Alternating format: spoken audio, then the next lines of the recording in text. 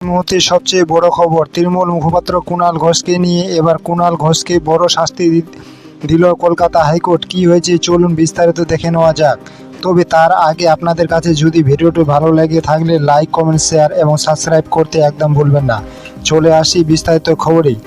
অভিনেতা তথা বিজেপি নেতা মিঠুন চক্রবর্তীকে নিয়ে আপাতত কোনো বিতর্কিত মন্তব্য করতে পারবেন না তৃণমূল নেতা কুণাল ঘোষ। বারংবার বিতর্কিত মন্তব্য করছেন মিঠুন চক্রবর্তীর বিরুদ্ধে। এবার 100 কোটি মামলার মানহানি মামলার এমনটাই নির্দেশ দিল হাইকোর্ট।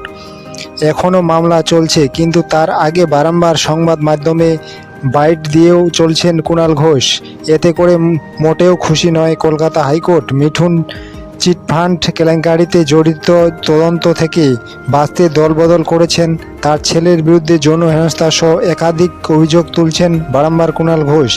এই নিয়ে ডিসেম্বরে মামলার পরবর্তী শুনানি পর্যন্ত 3 মাস কুণালকে মুখ বন্ধ রাখতে হবে।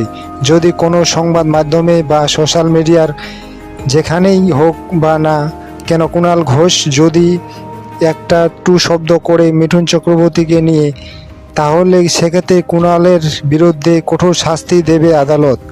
এখন শুধুমাত্র মৌখিক নির্দেশ দেওয়া হয়েছে, এটাই যে ডিসেম্বরে অর্ধ কুণাল কোনো কথা বলতে পারবেন না।